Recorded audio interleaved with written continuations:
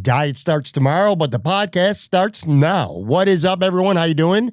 Welcome to episode 1107, Talking Buffalo, your weekday daily driver for Buffalo Sports Talk and more. My name is Patrick Moran. Thank you so much for watching, for listening, however you consume Talking Buffalo. Hopefully, at least yesterday, you consumed it on the video side because that was the only way that you ended up consuming Talking Buffalo. More on that in a quick second, but I appreciate you guys very, very much.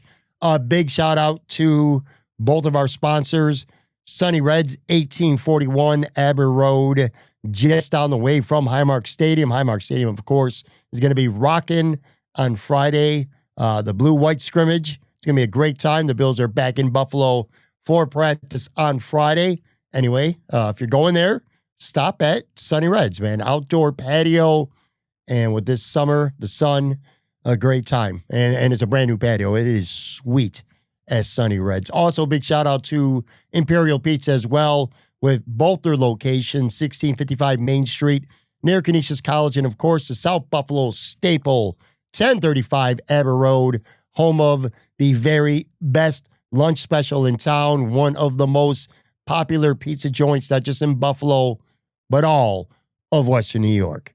All right, folks, I am back here in my home studio. I'm recording this around dinner-ish time on Tuesday. I just spent the last 3 days, Sunday, Monday, and early into Tuesday in Rochester at Pittsford for Bills camp. I was at practice on Sunday, Monday, and today as well on Tuesday.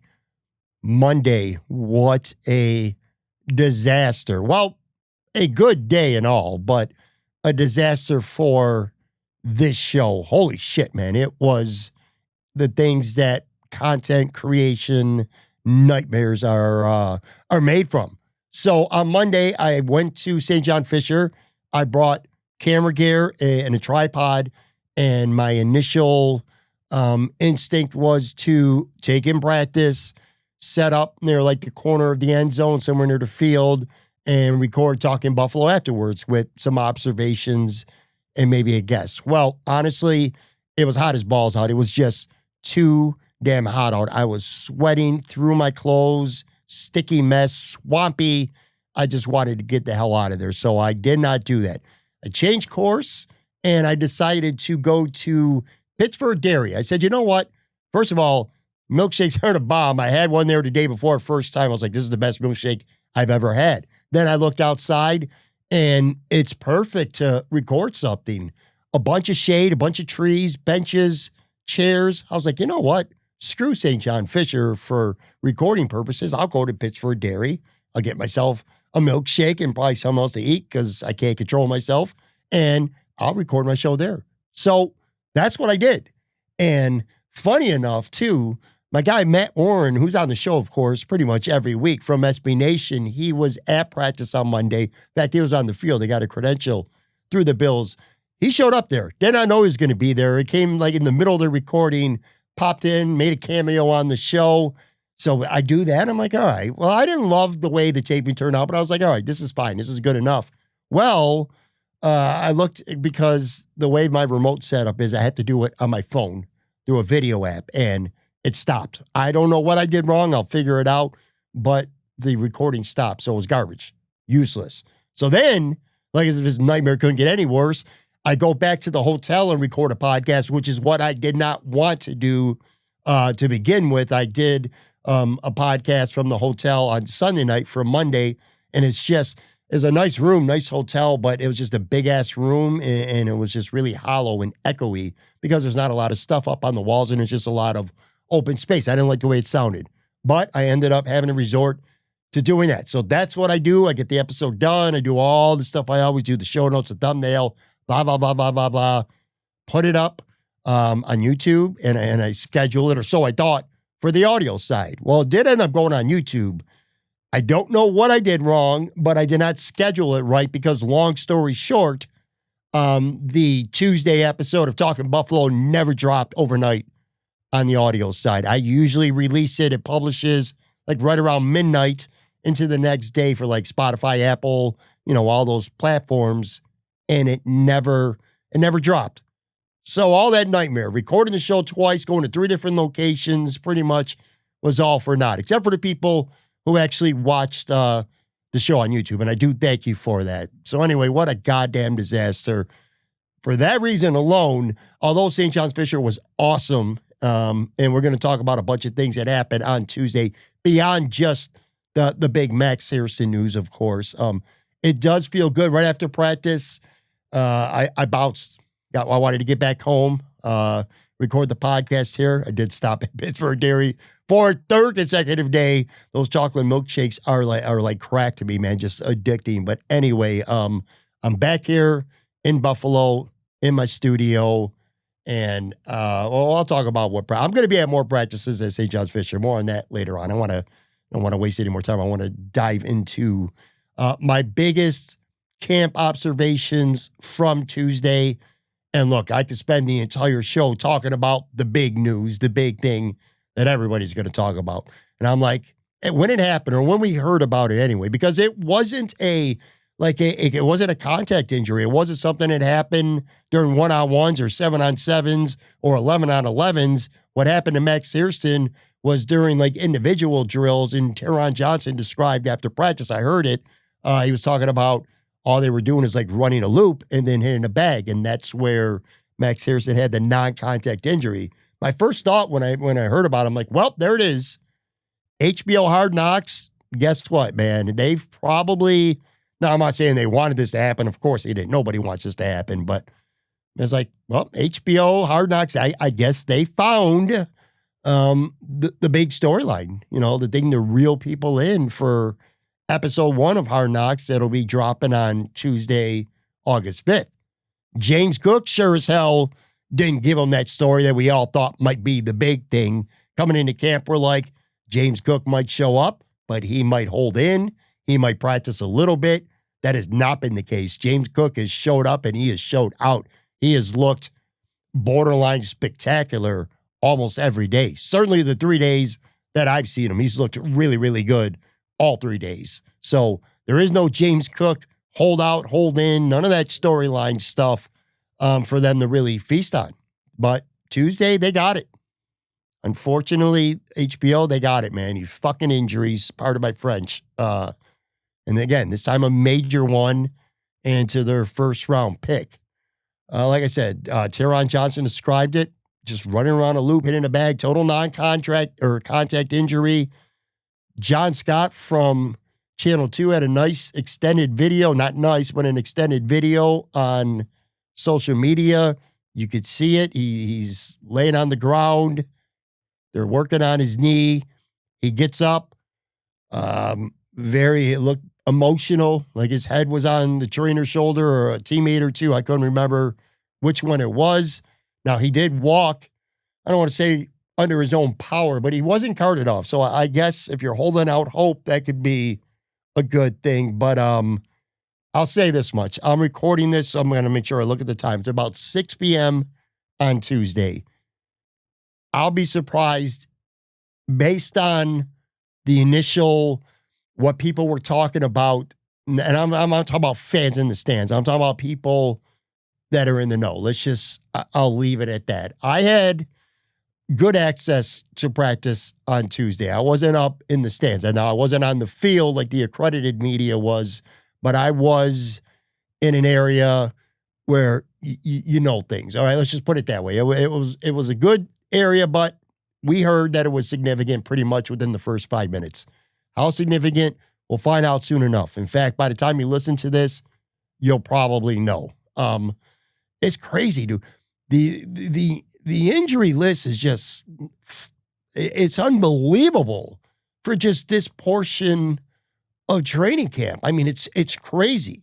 So you got Spencer Brown, who has not practiced yet this camp because of the back. Dawson Knox and his hamstring. You haven't seen anything from Dawson Knox yet.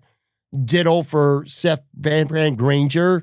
The Bills' probable backup center, interior offensive lineman. He's got a calf issue. Curtis Samuel, he's hurt for like the 10,000th time, it feels like, since becoming a Buffalo Bill. He's out with a hamstring. And it doesn't sound like, from what I hear anyway, Curtis Samuel is not very, I'm not saying he's out long term, but he's also not like real close to getting back from what I've heard.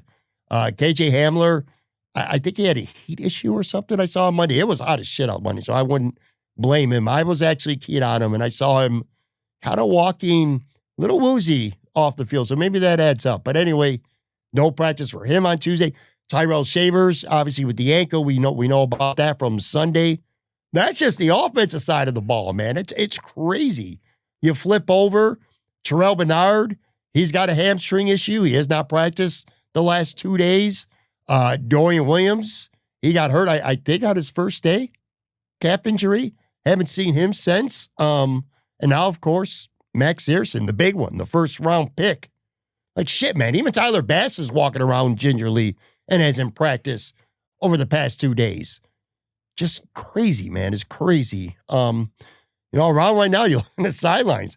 If you're in the media, man, you cover the team. Chris Brown, Steve Tasker, you got to be careful, man. You might get hurt if you're on that field. Sal Capaccio, watch your back. You might twist an ankle or something around the end zone corner. It's just nobody right now with St. John Fisher can stay healthy. It's nuts. It's nuts. And I could spend the entirety of this episode just going on about the injury and Max Hairston and the effect, the first round pick. And if it ends up being what it seems like it'll end up being, where we're not going to see Max Hairston play for the Bills this year, if that ends up being the case, we could spend an entire episode talking about that. But I really want to, because that obviously overshadows an entire practice. And throughout that practice, being there, having a firsthand account of it, there were some things that I saw. So I want to spend the rest of this episode talking about some of my biggest observations and takeaways here that have nothing to do with Max Hairston and have nothing to do with the injuries. So let me start here.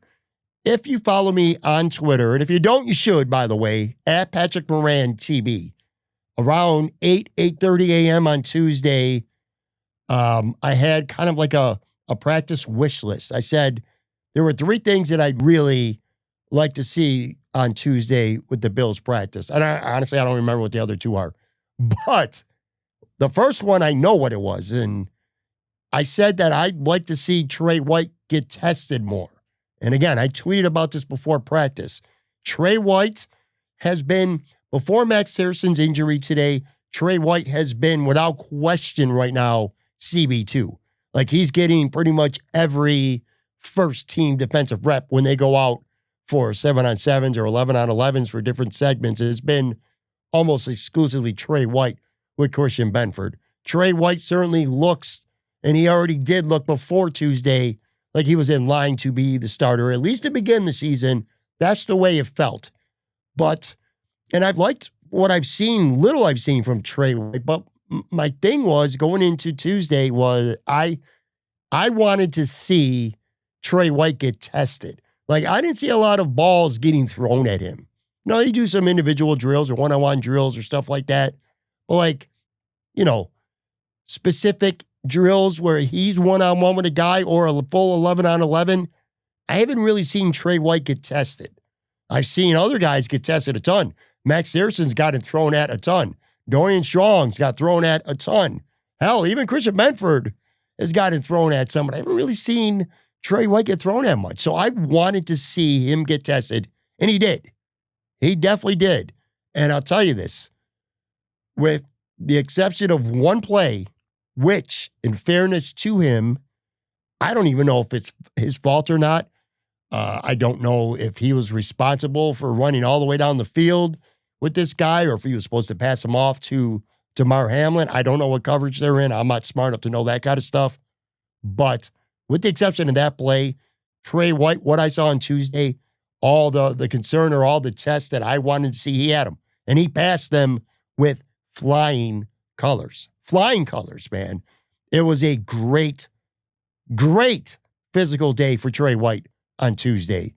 There was one play, they were doing goal line drills, and this is the first time, at least through these 3 days that I've been at Bills camp, where I saw this. They were lining up inside the 5-yard line, like maybe to 3, something like that. They were basically doing a goal line drill, the quarterback, the receiver, one-on-one with a defensive back. And Tre White went up against Josh Palmer, who has feasted this camp. I mean, Josh Palmer's been excellent. And Tre White just tied his ass up. Palmer tried to get around him and try to get inside. Tre was right there with him. Maybe a little bit too handsy. I don't know, but that's neither here nor there. But anyway, he was there with him the whole time. Palmer tried to break back to the left. Josh Allen doing the ball. And Tre not only defended it, but he actually intercepted it. Nice interception from Tre White. Celebrated, threw the ball a mile high into the sky. It almost reached the VIP track where a bunch of fans were at. It was a really good play, and it really stuck out in a good way for the Bills. He looked really good on several other drills to me. By far, and this is just my opinion here, but by far the best that I've seen Tre White look at camp. I kind of sort of feel like this training camp, quote unquote, battle until Tuesday between Tre White and Max Hairston. I feel like it's been more about Max Hairston just being so inconsistent, so up and down, making a couple really great athletic plays, but, getting beat as well and making some mistakes. I kind of feel like it's been up and down, a roller coaster for Max Hairston, while Tre White's just been, a little bit solid and steady, but I haven't really seen him make a bunch of plays. But he did do that. Not necessarily 11 out of 11 stuff, but like I said, a lot of because there was a lot more physicality. They got the pads on now. So I was really impressed with Tre. Now, again, he got smoked once. I think he did anyway. Stephen Gosnell, of all people, he got behind Tre White and DeMar Hamlin. And I don't know who's responsible. Maybe both of them were. I don't know, but it was a bomb from Josh Allen too. One of the two big offensive plays of the day. And again, I don't know what coverage they're in, but I will tell you this. Tre White, if you're looking for entertainment, he was very animated, and I mean very animated afterwards. Pissed off, throwing his arms up in the air. He seemed more mad at himself. Like he wasn't pointing at DeMar, and that's what makes me think that maybe he was responsible for that. Anyway, he was on the sidelines for a good, and I'm not even exaggerating, 2 to 3 minutes afterwards, talking to a coach, talking to a couple teammates. I don't know if he was like what he was doing. He was explaining, but he was using his arms a lot. And I'll tell you this, I noticed that HBO Hard Knocks, which has been following, Tre White's going to be a pretty significant part of HBO Hard Knocks, I think. Anyway, the boom mic was there the whole time. I'd be willing to bet money right now that ends up, that clip or that segment ends up on this first episode of Hard Knocks. But, you need to see a non-washed up Tre White right now. Let's just be honest. Okay, that's what it's all about for the Bills. The Bills need Tre White to not be washed.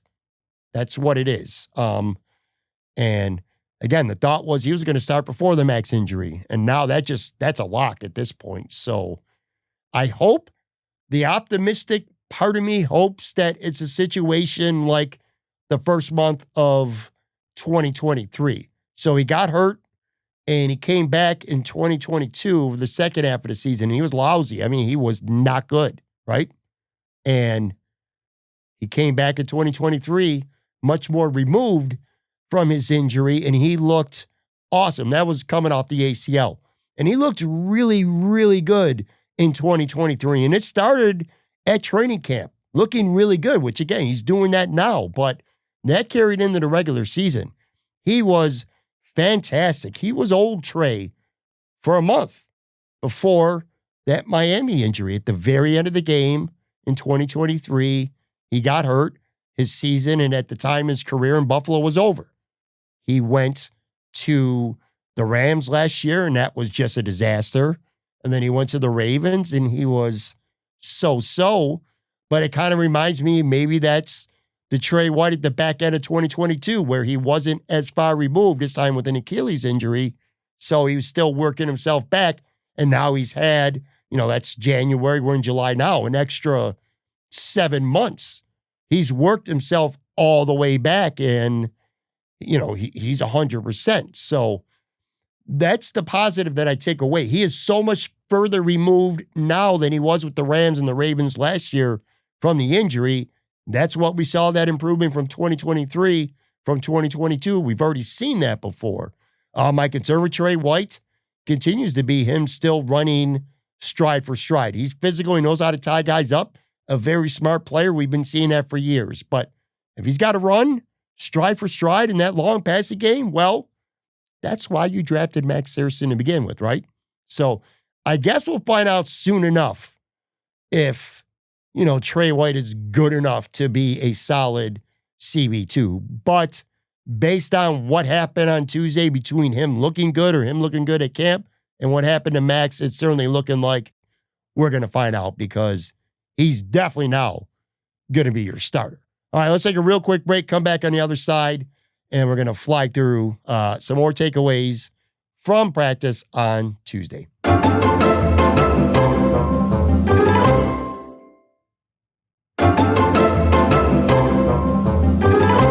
All right, folks, back here. Tuesday, Buffalo Bills, day 6 camp observations beyond the obvious, the headline, the Max Hairston injury.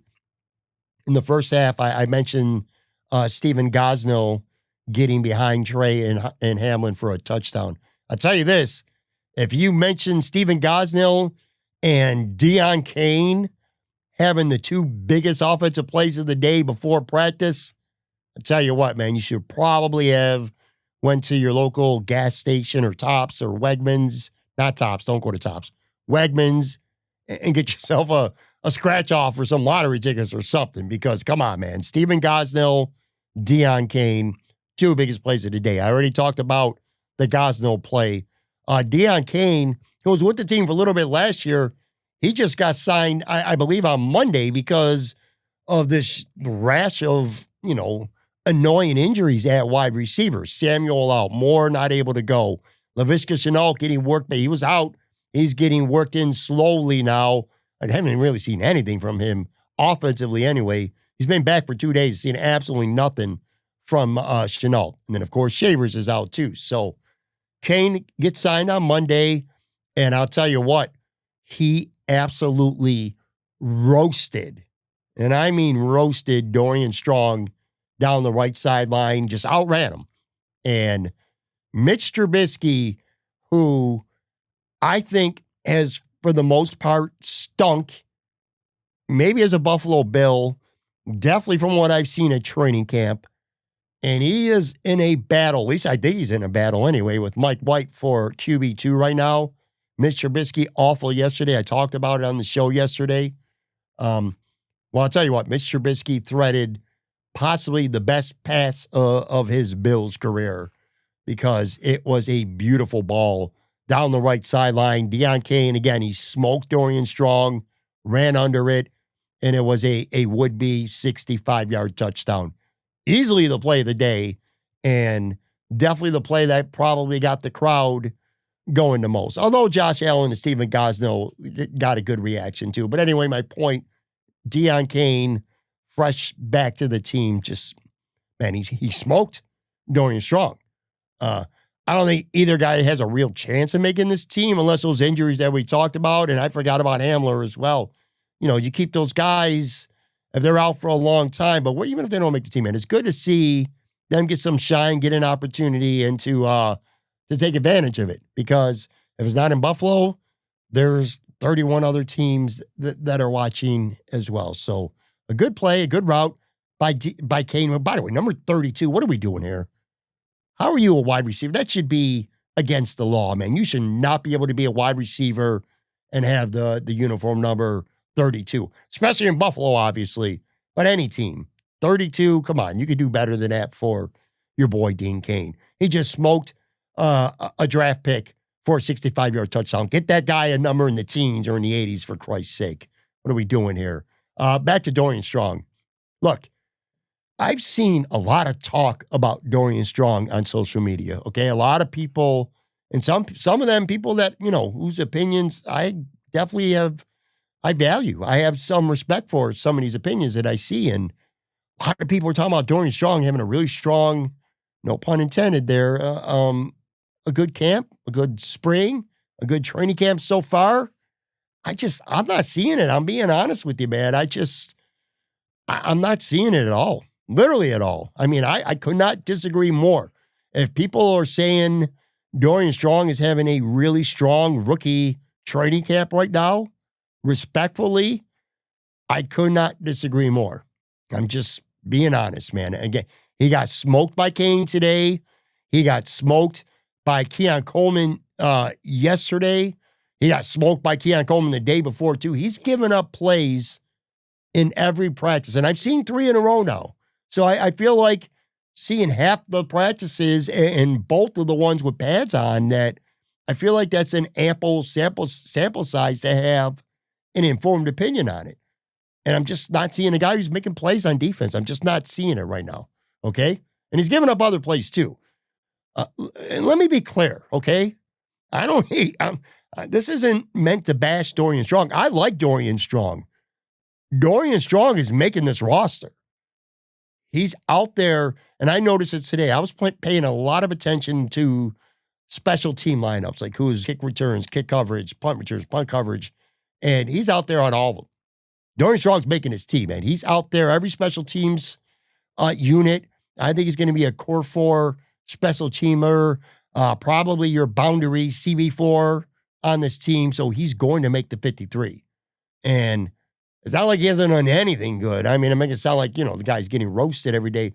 He's also made some plays. I mean, nothing that's really stood out, but it's not like he's looking completely lost on some kind of island out there either. He's just got a lot of work to do, He's a physical guy. He's got a nice skill set, but right now, today, I'm not seeing an NFL cornerback on the field, during a critical portion of a game, in my estimation. And like I said, I've seen him get beat more than the other corners. Like right now, to me, Dorian Strong is basically Siran Neal. And you could have a nice long career being Siran Neal. But with Max Hairston going down, I'm already starting to see the talk. Well, that's why they drafted Dorian Strong too. Dorian Strong could be in the mix. No, he ain't. Well, not now anyway. Maybe in the future. Definitely not now. Yesterday's show talked a lot about Matt Milano. Matt Milano, another solid practice on Tuesday. He had an interception too. Josh Allen tried to hit a returning Dalton Kincaid over the middle of the field.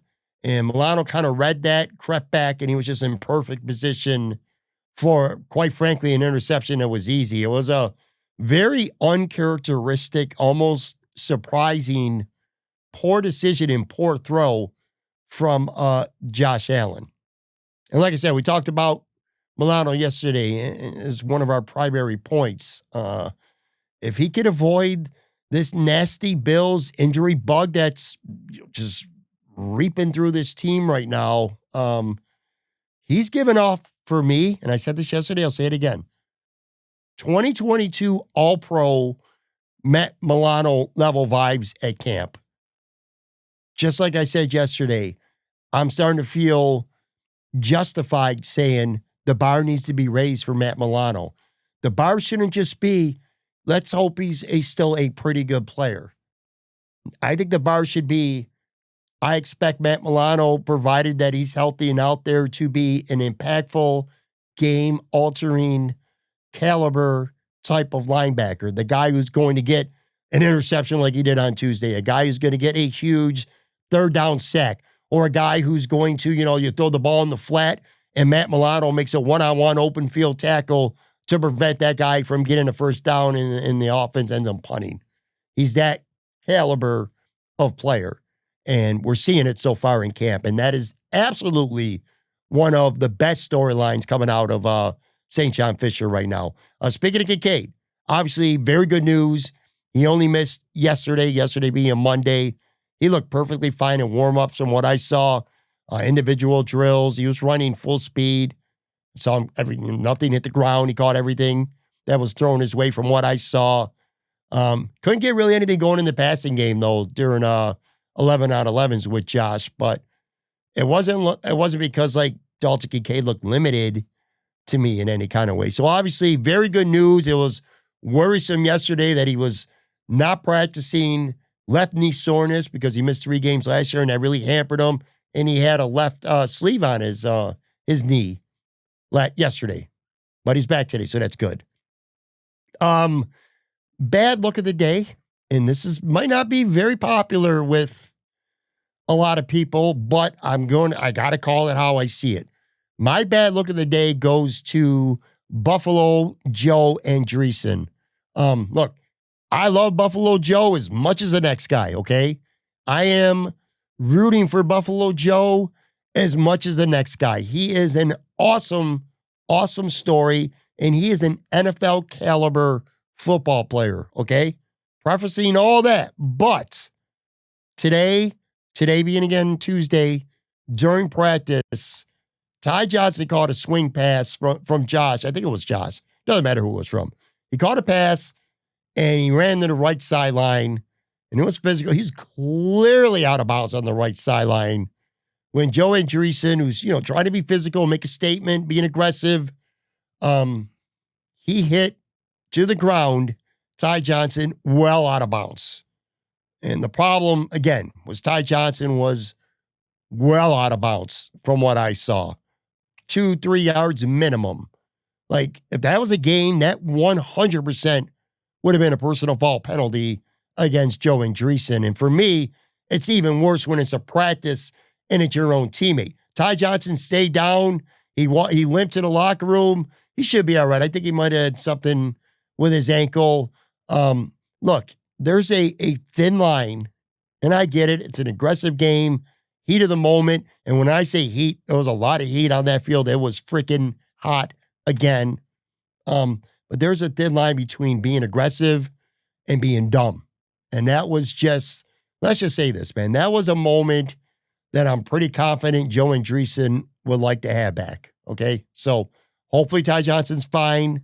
Looked like maybe an ankle thing. Hopefully not too serious, but a really bonehead, completely unnecessary hit out of bounds from Joe Andreessen. I thought, as we're winding down here, I thought it was a good day, pretty good day, at least for a rookie who the first 2 days I haven't really seen anything from. Jordan Hancock, the 5th round defensive back. I thought he impressed me today. He looked impressive. They were doing one-on-one. So this is, again, no pads on Sunday. Monday they had pads, but they didn't do this drill. Basically, it was a defensive back or a linebacker one-on-one with either a tight end or a running back in pass blocking drills. And there was this one, he won a couple reps, but one rep, holy shit, man. It was the rookie tight end, Jackson Hawes. He lined up against and he just blew past him. Like he wasn't even there. Like it was a pylon. It would have absolutely been a sack on a blitz. So he looked impressive in that. It was probably 3 or 4 times where he stood out in that. He's out there on special teams, so I do think he's going to be a core special teams player. I noticed him on all those teams. And today, for the first time, I saw him working a little bit at free safety. Now, Cole Bishop, you were talking about injuries, something, I don't know what it was, but he got dinged up. He actually left the field with Traders at one point, but he returned and he had his helmet on, but he didn't end up doing any drills. So Cole Bishop left practice, came back, but didn't actually physically practice once he came back, even though he was on the field. Anyway, this was the first time that personally I've seen Jordan Hancock work at safety. It's been all exclusively, at least from what I've seen, slot corner before that. I think Jordan Hancock's spot on this team is secure. And I think that there's an exciting element to his game that's just waiting to be untapped. And you may not see that this season. He may just be nothing but a special teams player, and that's it as a rookie. But I'm telling you now, folks, remember this. Remember I told you, Jordan Hancock's going to be, I think he's going to be a good player. And Derek Forrest, again, even with Cole Bishop out, where's the plays? I don't know what it is, but I'm just not he did get in a fight. I can't remember who it was with, but he got in, I don't say a fight. Derek Forrest got in a scuffle with an offensive lineman, and I for the life of me, I'm drawing a blank. I can't remember who it is. Well, I'm like, that's the first time I've really noticed anything from Derek Forrest. And this is a guy I've been high on. I've talked about this. He was really good in Washington a couple years ago. Then he got hurt. Then he kind of got phased out by a new regime. I thought he'd be very much in this mix. And even with Cole Bishop out, you'd be like, all right, well, let's get him out there. Let's see more of what he could do. And instead, I'm seeing Jordan Hancock get reps at safety for the first time, which kind of goes to tell me that I do think Cam Lewis and Jordan Hancock both make this team, and Derek Forrest could be in trouble because they could have Damar Hamlin being the third safety. Hancock could be that fourth safety. Cam Lewis has experience at playing safety. He could be that fourth safety. They're utility guys. I mean, maybe something changes with Max Hairston going down, but I feel like if the Bills are going to do anything, they might add another pure cornerback to this roster. Who knows? Maybe Brandon Codrington gets himself in the mix. But anyway, on the whole, for practice on Tuesday, it felt to me like the defense dominated. First team, second team, third team, don't matter. There are a few plays here and there for the offense, that they made, but by and large, holes weren't there in the running game. Like I didn't see Ray Davis or James Cook. Actually, nobody really getting loose for big runs in the running game. The holes weren't there. Quarterbacks weren't comfortable in the pocket. There were plenty of would-be sacks. I told you about the Milano pick.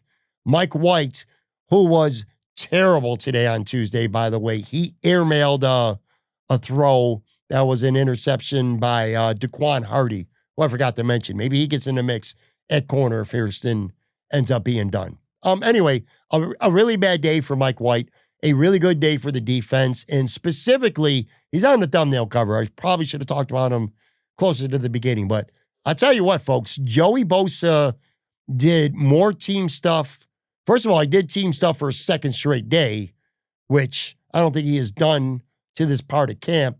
He's been out there doing team stuff for both days of pads. I like to see that.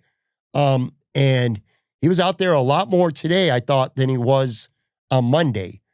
He worked more with Groot, while kind of A.J. Epinesa was primarily with Michael Hoyt or Landon Jackson. And did a lot. He did some good things. Bosa had one rep. He beat Deion Dawkins cleanly and probably would have been a sack on Josh Allen. So a promising day for Joe Bosa. I tweeted about this. I was like, this is the first day where Joey Bosa looks like he was worth the $12.6 million that the Bills are giving him for this year. Like you could see why, based on Tuesday, Brandon Beane signed Joey Bosa and gave him $12.6 million for 2025. He was disruptive. He was in the backfield a lot. He was cutting off running lanes. He had probably, if they would have been, full tackles to the ground, he probably has a couple tackles as well. It was just an all-around really good, really promising day from their big-ticket free agent, Joey Bosa. So even though the Max Hairston shit absolutely sucks, if you're looking for a good silver lining from the defense on Tuesday, I would surmise to you that Joey Bosa was that. Unfortunately for Javon Sullivan, my man, I talked about him yesterday. He's just not really doing anything with the limited opportunities that he's getting. But conversely, this Paris Shan dude, I'm going to be honest with you, man, I never heard of him before Bills camp. From LSU, undrafted free agent. He flashed again. He beat Ryan Vandermark on the right side for a would-be sack on, I don't remember who it was, White or Trubisky, whoever. Doesn't matter. But I feel like somebody is saying that name almost every practice. Number 59, Paris Shand. We'll see if anything comes of that. Ed Oliver, dude, Ed Oliver looks like Aaron Donald, right now. But he does that shit every July, I wish I could give you more tea on the rookie defensive tackles, Sanders, Walker, but I'm not really seeing anything that's sticking out, whether it's good or whether it's really bad. They've been fine. I'm really they're probably the biggest thing that I'm looking forward to seeing when the preseason games start, beginning with the home game against the Giants on August 8th. But yeah, last couple of days with pads, nothing really stuck out with either guy. Maybe if there is one, maybe Deion Walker a little bit more than Sanders, if we're being honest. But again, I don't know shit about the defensive line, so don't take that from me. I know my lane. So there's that. Anyway, great 3 days in Rochester, really was. First time I've ever, I've been to camp plenty of times. I've been to Rochester for a few things, but this was the first time that I've ever spent that much time in Rochester, and I really did enjoy it, man. Said I went to Pittsburgh Dairy all 3 days. I went to Barbell East, I think it's called, on Sunday night. Had the Cajun, honey, butter, whatever, the Josh Allen wings, which I was disappointed in. They were not. They're not Easter or Barbell. Let's just put it that way. Beef on weck, I had that too, because again, I cannot control myself with eating. The beef on weck was awesome. The wings were, honestly, by the standard that I would have for a Barbell, mediocre. Small. 2 or 3 of them were literally tiny. I know that style of wings not supposed to be too saucy, but these were borderline dry rub. Didn't love them. I went to Windjammers on Monday night. That's a popular place. Brother Bill, a lot of people from Rochester told me to go there. I'm glad I did. Got 4 different types of wings. I did go with a friend, so it wasn't just me eating all these wings. But Sweet Canadian were the bomb. They were really good. Some garlic pepper Cajun were pretty good. The hot were, though, the only way you wouldn't like Windjammers if you were a big heat seeker. Like if you like a lot of heat with your wings, that ain't a place for you because they're hot wings. You could take it and literally dunk them in a jar of their hot sauce and it's still not going to be hot. But aside from that, nice sweet tasting sauce. I like those a lot. All right. Anyway, tomorrow, Talking Buffalo, Matt Warren from SB Nation. We're going to do our weekly show. Usually we drop our show on Wednesday. This week we're doing it on Thursday. We're going to talk about our biggest takeaways cumulative through the first 6 days of camp. And again, Matt will talk about his experience of covering the team and being on the sideline and being for the pressers and talking to some of the players. He got to do that earlier this week. So we'll talk about that on tomorrow's show. And then Thursday night, don't forget, Sunny Reds, Joe Marino from Lockdown Bills, Jeremy White from WGR 550, 8 p.m., get there early. Those guys will be there well before that, probably 90 minutes or so before that. You want to say what's up to the guys, hang out, shoot the shit. They're really good with that stuff. So make sure you come up. If you can't, you can watch the stream live on the video side Thursday at 8 p.m. or on Twitter, YouTube, all that stuff, or the podcast. It'll come out. It better come out. I better not have another issue like I just did yesterday. Anyway, that'll come out on Friday. Thanks so much for watching. Be back. Brand new episode. Matt Warren will join me tomorrow.